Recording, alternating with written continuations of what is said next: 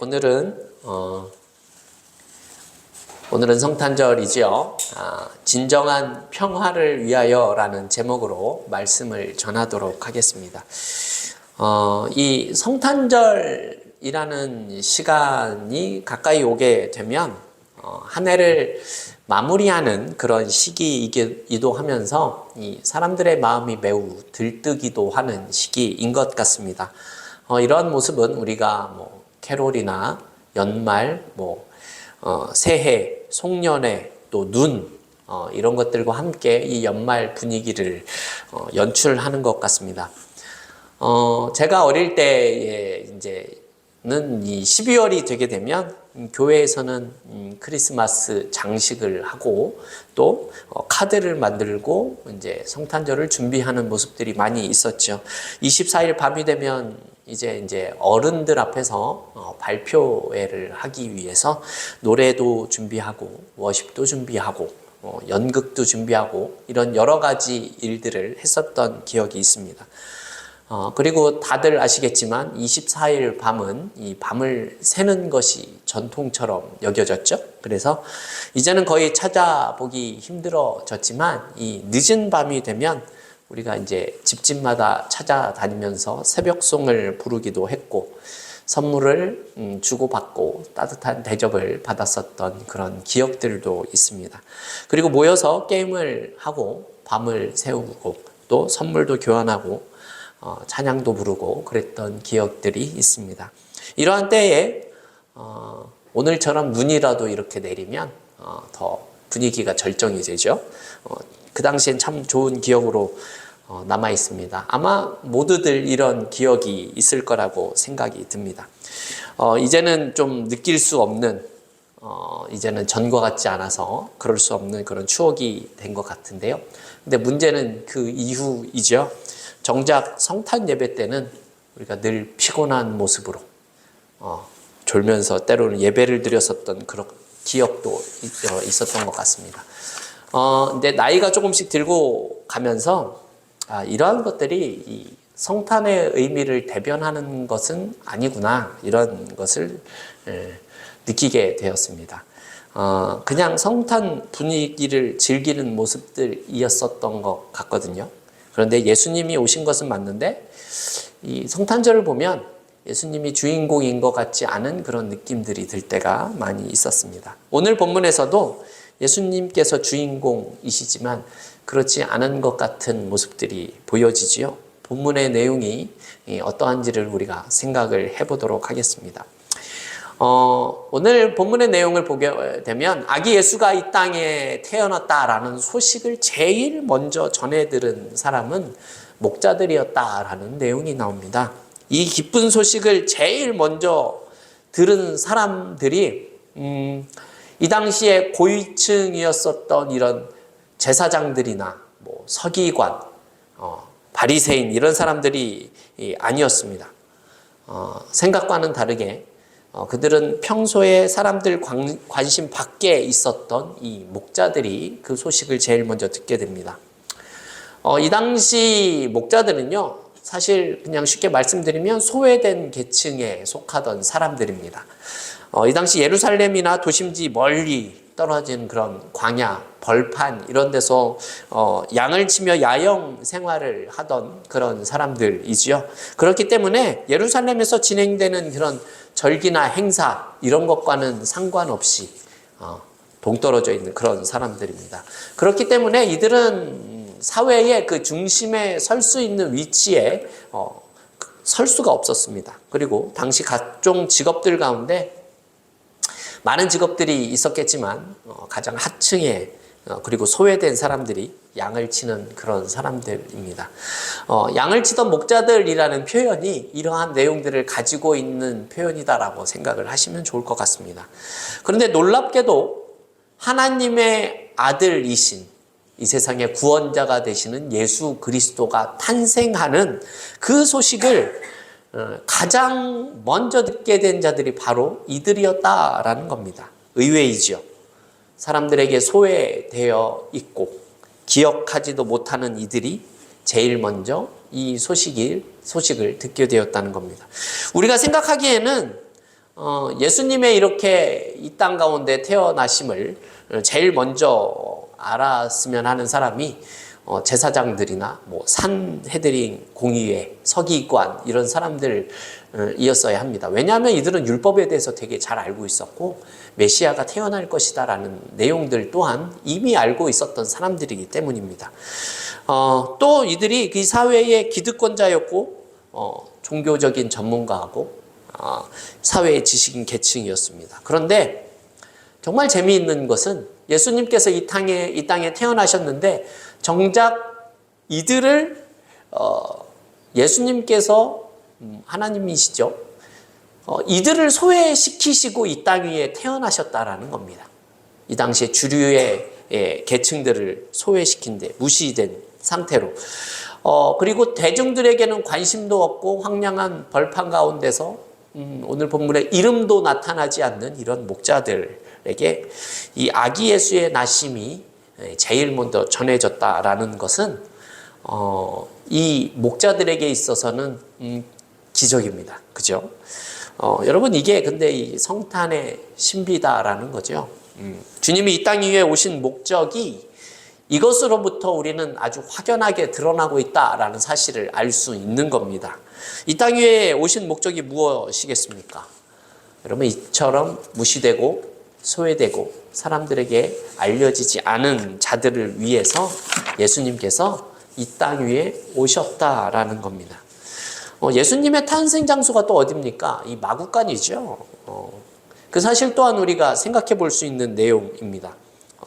그래서 성탄절이 되면 교회에서는 의례히 좀 소외된 물론 우리나라 같은 경우는 겨울이 춥고 힘든 시기이기 때문에 그런 이웃들에게 관심을 가지게 더 되는 것 같습니다. 사실 이 목자들은 소외된 사람들이긴 하지만 그들이 하는 일이나 그들의 모습은 사실 매우 성실한 사람들입니다. 누구보다도 책임감 있게 성실하게 살아가는 사람들이었습니다. 무엇에서 알 수 있습니까? 지금 오늘 본문을 보게 되면 이 한밤중에 이 양떼를 지키고 있었다라는 표현이 나오기 때문에 그렇죠.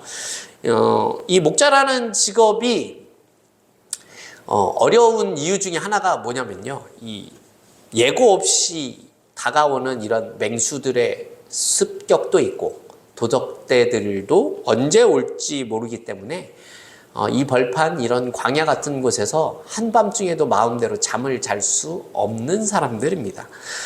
이것이 사실은 양치기에게 부여된 제1의 사명 중에 하나겠죠. 그래도 그렇기 때문에 이 목자들은 한밤중이 되어도 편안하게 발을 뻗고 자는 것이 아니라 밤새 누군가는 밤을 새워야 하는 그러한 사람들입니다.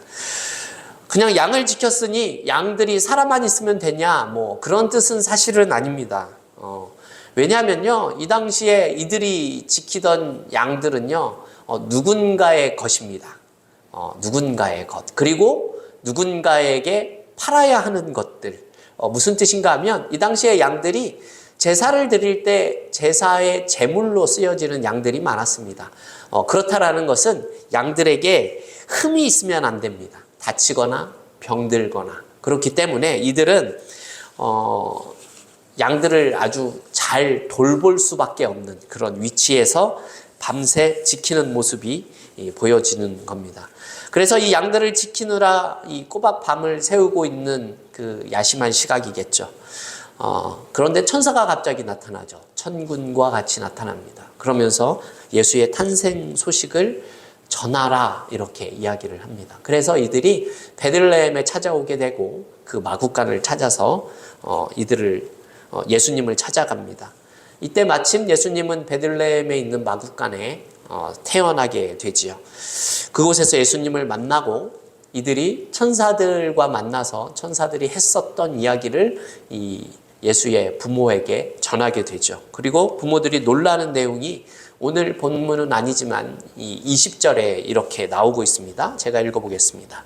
목자들은 자기들에게 이르던 바와 같이 듣고 본 그 모든 것으로 인하여 하나님께 영광을 돌리고 찬송하며 돌아가니라 이렇게 되었습니다. 이렇듯 예수님의 이 탄생이 위대한 탄생이 되었고 우리가 아는 이 복음이라는 것의 첫걸음과 같은 모습을 보여주고 있지요. 그 탄생이 우리에게까지 찾아오는 그 구체적인 그 방문이 그 모습에 대해서 우리는 그렇기 때문에 사실 조금 더 관심을 가질 필요는 있을 것 같습니다. 예수님은 우리가 잘 알고 있듯이 하나님이시지만 완전한 또 사람의 모습으로 이 땅에 오셨습니다. 예수님은 우리와 똑같은 인간이기는 했지만 사실 초월적인 모습을 가지고 계신 분이시죠. 여러분, 초월이라는 뜻 아시죠? 한계나 이 범위를 넘어서는 것, 초월이라는 말입니다. 그리고 이 철학적인 의미도 가지고 있는데요. 어떠한 힘이나 인식의 범위를 벗어나 있거나 어떤 것 위에 서 있을 때 우리는 초월이라는 말을 사용합니다. 우리가 생각하기에는 예수님은 초월적인 존재가 맞죠. 네. 그런데 그 초월적인 존재가 우리와 똑같은 인간으로 이 땅에 태어났다라는 겁니다. 처녀의 몸에서 아기로 태어나셨습니다. 신화와 같이 알에서 태어나고 성장 속도도 매우 빠르고 초인적인 능력을 발하시면서 태어난 것이 아니라 우리네 인간과 똑같은 모습과 태도와 시간을 가지고 이 땅에 태어나서 자라셨습니다. 우리가 보기에는 초월적인 존재가 맞긴 한데 우리와 겉모습을 보기에 아주 똑같은 모습으로 자라셨다라는 내용이지요.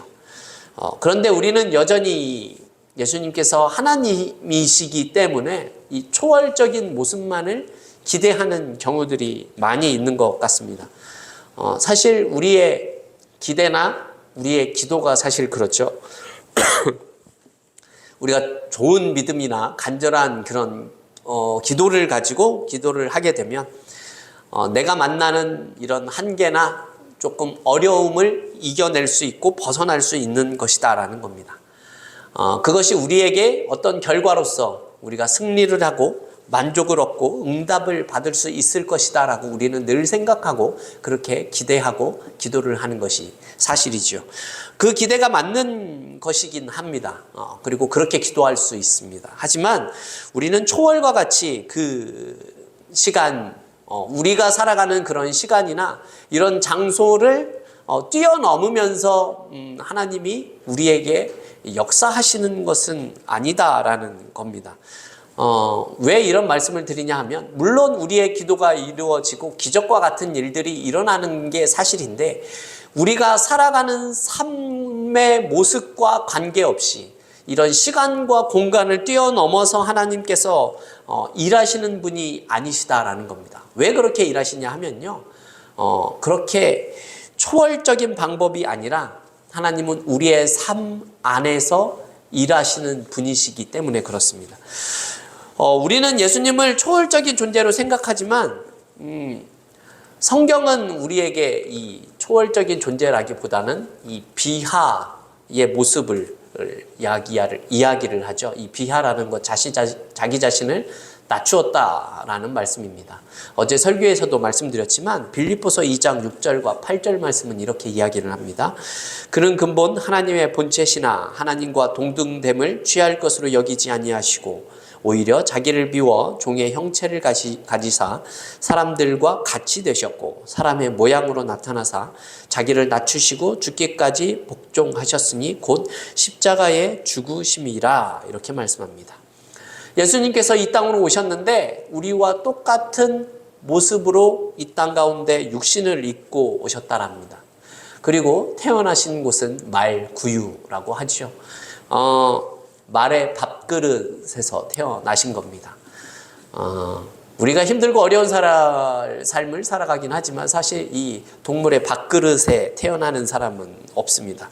그렇다면 이렇게 이 땅에 오셔서 하시는 일들이 무엇이셨습니까? 이 가난한 자들을 위하여 오셨고 소외된 자들을 위하여 오셨다라는 거죠. 병든 자들을 만나러 오셨고 우리들을 만나러 오셨다라는 겁니다. 그렇게 오셔서 우리에게 또한 그런 그들에게 하시는 일들이 무엇입니까? 우리를 살리는 일이셨습니다. 여러분 한번 생각해 보시기를 원합니다. 예수님이 병든 자를 고치고 사람들을 살려내는 이러한 일들은 분명히 굉장한 힘입니다. 그런데 이런 힘이 병들고 또 소외된 자들을 찾아가는 그 힘들이 사실은 이 권력을 추구하는 사람들에게는 굉장히 낯선 모습입니다. 여러분 한번 생각을 해보세요. 그 힘을 추구하는 사람들한테 있어서 병든 자를 고쳐주는 게 그들에게 무슨 도움이 됩니까? 그들에게 이제 죽은 자가 살아났다라는 게 그들에게 무슨 힘이 됩니까? 그들이 생각하기에는 사실 아무런 문제가 없고 일도 아니고 도움도 되지 않는 그 일인데, 그런데 예수님께서 오셔서 지금 그 일을 하고 계신다라는 겁니다. 왜냐하면 우리의 진정한 해방자 되신 예수님께서 이 땅 위에 오신 것은 구세주이시긴 하지만 이 세상의 권력을 가지고 일하시는 분이 아니시기 때문에 그렇습니다. 이것을 통해서 알 수 있는 내용이 무엇인가 하면요, 예수님의 힘은요, 이 땅 위에서 보여주신 그 능력은요, 이 세상 사람들이 원하고 바라는 정치적인 권력이 아니기 때문에 그렇습니다. 여러분, 정치적인 권력을 가진 사람들은요, 다른 권력을 가진 사람을 그대로 두지를 않습니다. 그 증거를 찾아보자면 헤롯 대왕이 예수님께서 왕으로서 이 땅 위에 태어나신다라는 소식을 들었을 때 어떻게 했습니까? 2세 이하의 남자 아이들을 다 죽였죠. 그죠? 그리고 대제사장과 산헤드린 공의회는 예수님을 결국 십자가에 못 박아 죽였습니다. 세상의 권력을 가진 자들은 그러한 모습을 보이면서 사실 살아가는 것이 현실이죠. 그러나 하나님의 권력이 이 땅 가운데 그렇게 보여지지 않았다라는 겁니다. 우리 기대와는 다르게, 화려하지 않게, 누구도 잘 모르게 이 땅 위에 예수님께서 오시지 않은 것처럼 말입니다. 오히려 초라한 모습으로, 사람들이 알지 못하는 모습으로 소외된 자를 위하여 육신을 입고 이 땅 가운데 오셨습니다. 말 구유 위로 오셨고 죽음의 자리까지 오시게 되죠. 가난한 자들을 위해서 온 것이고 소외된 자들을 위해서 오셨고 병든 자들을 위해서 오신 겁니다. 그래서 그의 삶이 결국은 죽음의 자리를 찾아가는 것이죠. 성도 여러분, 이 성경이 약속하고 있고 우리에게 보여주는 바는 무엇인가 하면요, 예수님께서 우리에게 보여주신 대로 성경은 우리에게 그와 똑같은 방법으로 힘을 주시고 그 자리로 우리를 보내신다라는 겁니다. 이게 무슨 뜻인가 하면요, 우리가 가진 힘을 쓰기 위해서 우리를 어느 곳으로 보내시는 겁니까? 가난한 자들 옆에 보내시는 겁니다. 병든 자들 옆에 보내시는 거고요. 절망한 자들 옆에 보내시고 죽은 자들 옆으로 보내시는 겁니다. 왜 그렇죠? 주님께서 그렇게 하셨기 때문에 그렇습니다. 그런데 이런 내용들이 사실은 어쩌면 우리에게 큰 부담이 되는 게 현실이죠. 그리고 이렇게 생각을 하실 수도 있습니다. 예수를 믿게 되면 복을 받고 현실적으로 뭔가 성실하게 살아가고 하면 우리에게 주어지는 것이 많이 있어야 하는데, 우리의 삶을 보면 이 세상 사람들보다 많은 보상을 받지 못하는 것은 아닌가라는 생각을 가지시는 경우들이 참 많습니다. 사실 현실적인 문제이긴 한데요. 그렇다면 우리는 조금 더 하나님으로부터 은혜와 사랑을 받는 것이 필요합니다. 충분히 받아야 합니다. 왜냐하면 그것을 받아야 우리가 그것을 흘려보낼 수 있기 때문입니다. 그래서 교회라는 공동체를 통해서 우리가 이런 것들을 간접적으로 경험을 하는 것이죠. 내가 받은 것이 있다면 그 받은 것에 감사함을 통하여서 받은 것을 줄 줄도 알게 되기 때문입니다. 하지만 여러분, 우리가 오해하지 말아야 하는 사실이 무엇인가 하면요, 예수를 믿는 것은 기브 앤 테이크를 하는 것이 아닙니다. 사실 그런 차원을 넘어서는 것이지요. 여러분, 예수를 믿는 건요, 아주 단순합니다. 그냥 예수처럼 사는 겁니다. 우리가 똑같이는 살지 못하더라도 그와 비슷하게 살려고 노력하는 삶입니다. 또 어떤 보상이 우리에게 보여지지 않더라도 우리는 이런 생각을 할 때가 있습니다. 왜 내가 또한 이런 고통을 당해야만 하는가? 왜 나는 억울함을 당해야 하는가? 왜 나는 봐줘야 되는가? 왜 나는 손해를 보는 것 같은가? 왜 그 보상은 주어지지 않을까? 이러한 현실적인 생각이 있죠. 그런데 앞에 대답과 비슷합니다. 여러분, 우리가 고통을 당하지 않는 한은요, 고통을 당하는 자 옆에 우리가 다가설 수가 없습니다. 우리가 낙담을 하지 않고는요, 이 낙담하는 자들 옆에 갈 수가 없습니다. 이와 똑같이 절망하는 자들 옆에 우리가 절망을 경험하지 못하면 그 절망에 공감할 수 없고 그들을 위로해 줄 수 없기 때문에 그렇습니다. 여러분, 이처럼 우리가 예수를 믿는 모습이 우리의 기대와는 다른 모습이 될 수 있습니다. 그리고 우리의 성정과 마음이 예수님처럼 사는 것을 원하지 않을 때도 있지요. 하지만 우리가 예수를 만났다면 우리도 예수님처럼 이 땅 위에 그렇게 보내어지는 것입니다. 하나님 아버지를 통하여 예수께서 이 땅 위에 보내지신 것처럼 우리도 예수를 통하여 이 땅에 보내어짐을 받는 것이다 라는 말씀입니다. 이 삶이 때로는 즐거워 보이지 않고 신나 보이지 않는 것 같은 생각이 들 수도 있죠.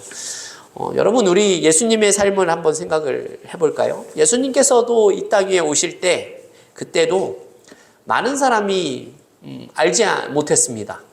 이 세상의 그 권력자들, 중심에 있는 사람들이 알지 못했고 소외된 사람들에게만 알려져 있을 뿐이죠. 공생애를 살아가기 전까지, 이 30살 되기 전까지는 그의 삶을 알고 있는 사람이 별로 없습니다. 우리가 예수를 믿는 것도 사실 많은 사람들에게 인정을 받거나 칭찬을 받지 못할 수도 있을 겁니다.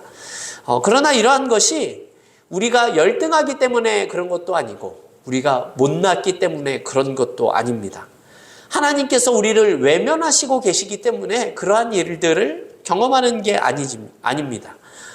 세상은 오히려 그런 것들을 알아주지 못하지만 여러분, 하나님께서는 그것을 알아주시고 우리를 응원하고 계신다라는 사실을 기억하셨으면 합니다. 이 말은 무엇입니까? 예수가 이 땅에 태어나서 하나님의 뜻을 사람들이 모르게 이루어가는 그 일이 참으로 기쁜 일입니다. 왜냐하면 나와 같은 자를 구원하시기 위해서 이 땅 위에 오셨기 때문에 그렇습니다. 여러분, 이것을 하나님께서 기쁘게 여기시고 계시다라는 겁니다.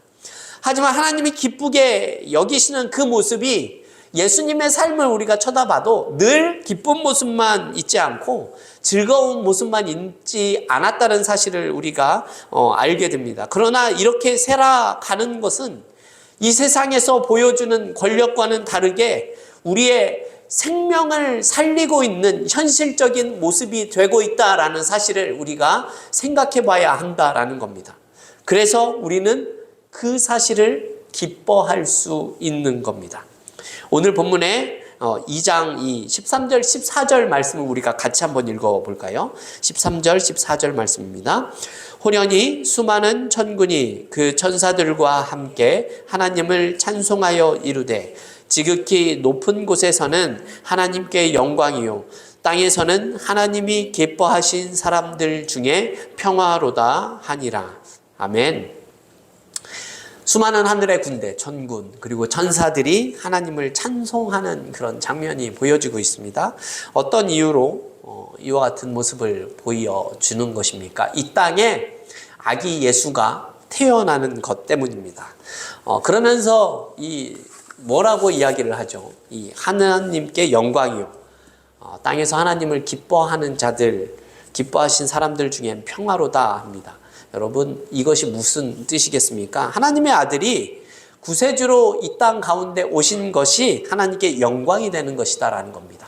그리고 그의 은혜를 입은 사람들은 평화를 가져다 준다, 이러한 뜻이 되는 겁니다. 여러분, 이 평화가 어떤 평화입니까? 이 죄와 불순종으로 인간과 하나님이 원수된 그 사이에 화평을 주는 구원의 모습입니다. 또한 반목과 질투의 벽을 쌓고 살아가는 인간들 사이에서 이 평화가 됩니다. 그리고 우리가 살아가는 이 삶의 현장, 격렬한 그런 감정과 염려, 이런 것들 가운데 살아가고 있는 우리의 삶에서 인간에게 주시는 그런 평안이 된다라고 말씀하고 있는 겁니다. 더세움교회 성도 여러분, 이것이 예수 그리스도가 이 땅 가운데서 이루시려고 하시는 진정한 평화의 모습입니다.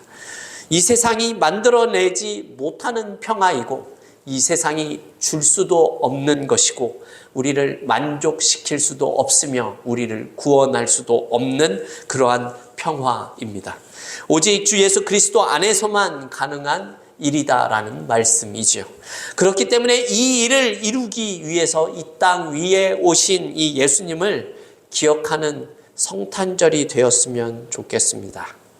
이러한 주님을 기뻐하고 주님이 주인공인 성탄절이 되었으면 좋겠습니다. 우리의 마음 가운데 이 주님을 찬양하고 기억하며 살아갈 수 있기를 주님의 이름으로 축원합니다.